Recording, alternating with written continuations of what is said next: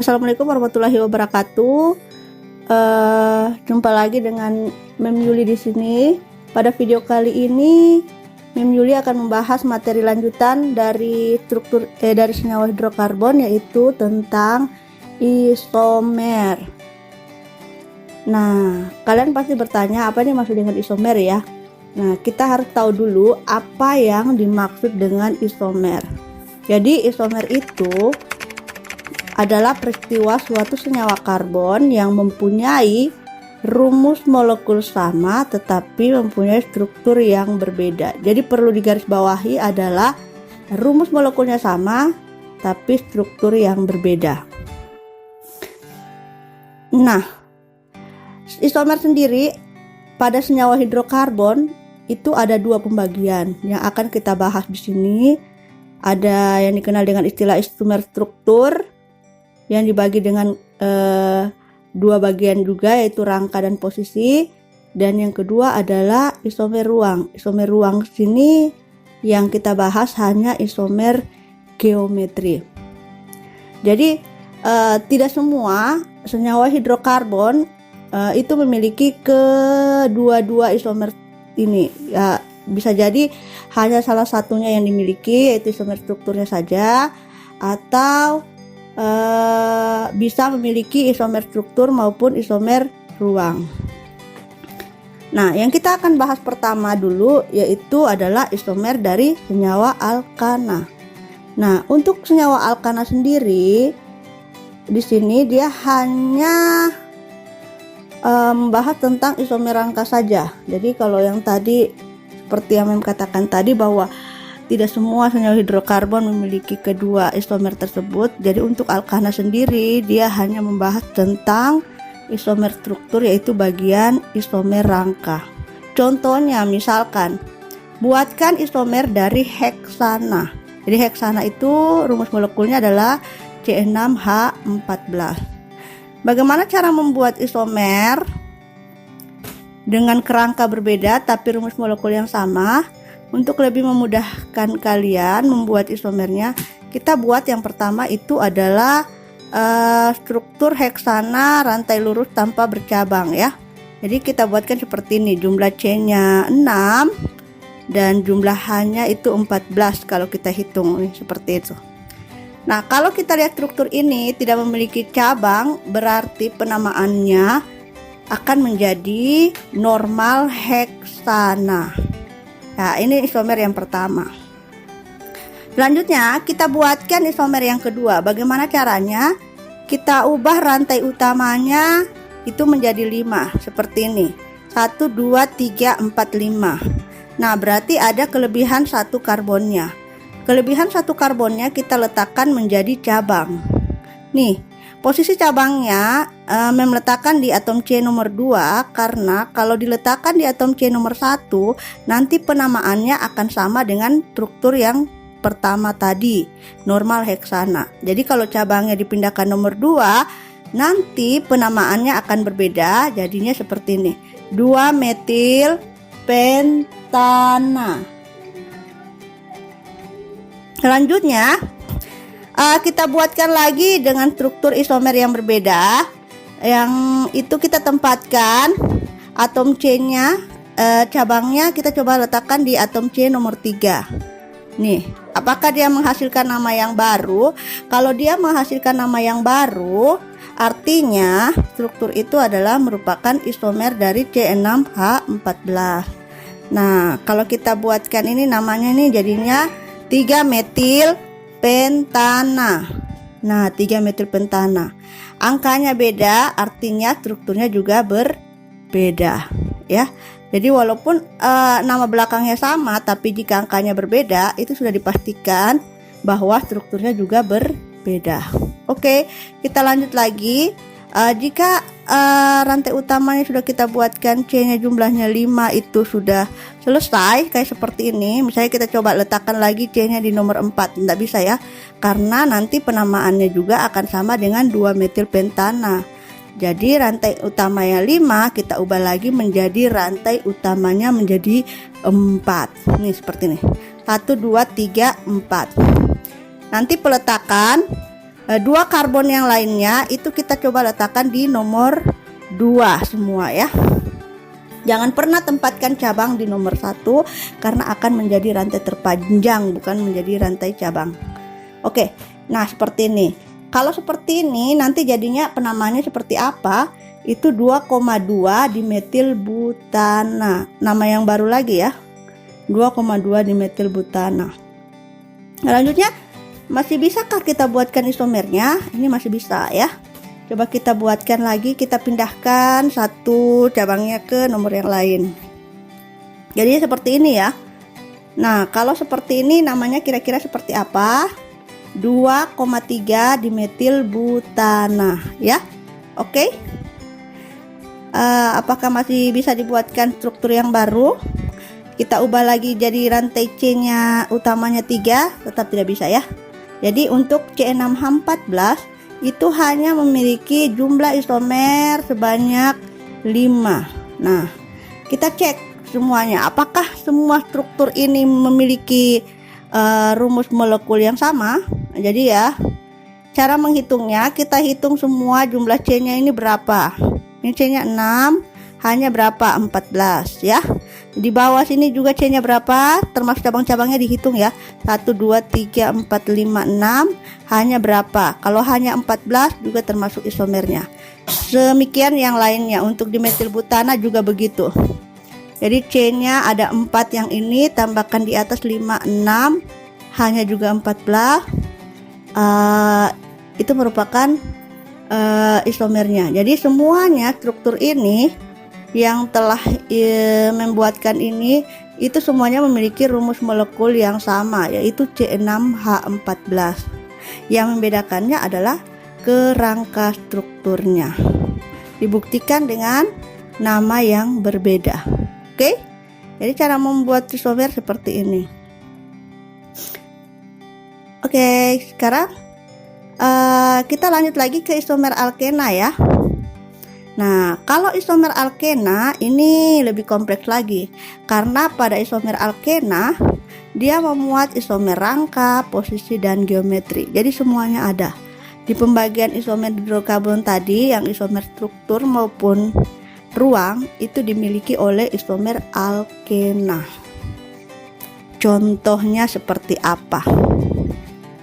Misalnya, contohnya buatkan isomer dari butena C4H8.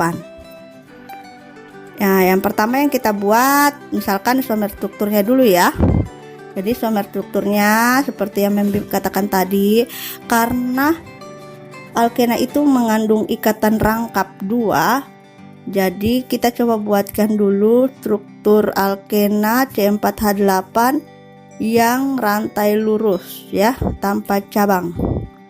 Nah, seperti ini. Kita coba letakkan posisi ikatan rangkapnya di atom C nomor 1.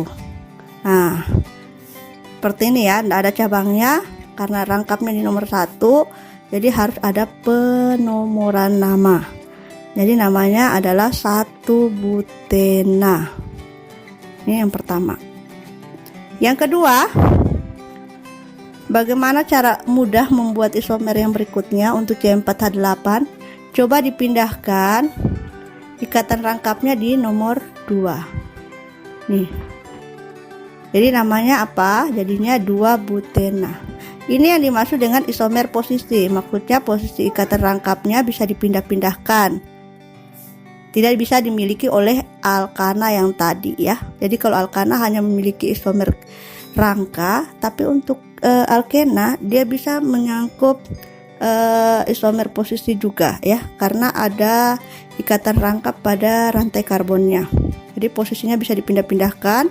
Yang pertama di atom C nomor 1, makanya namanya 1 butena.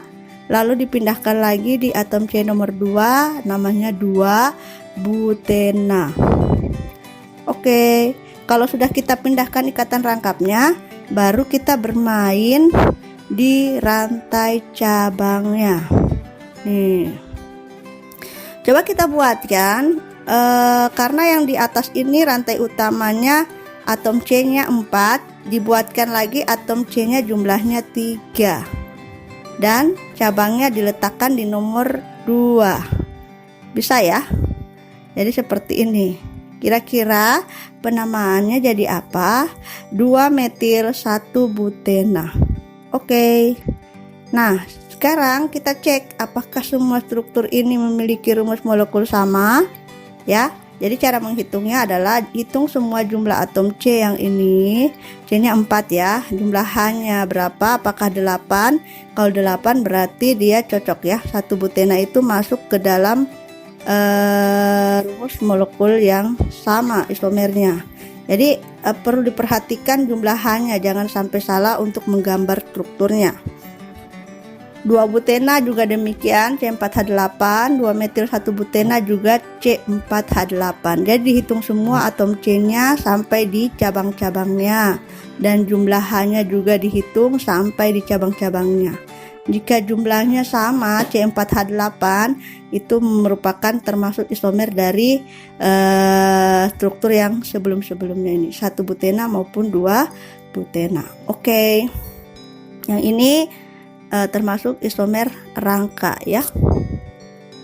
Selanjutnya, karena alkena itu juga memuat isomer geometri, jadi isomer geometri yang dibahas di sini adalah isomer cis dan trans. Ya, isomer ruangnya cis dan trans. Nah, cara penggambarannya itu sangat mudah. Jadi sebenarnya untuk menentukan isomer geometri itu kalian buatkan dulu isomer strukturnya.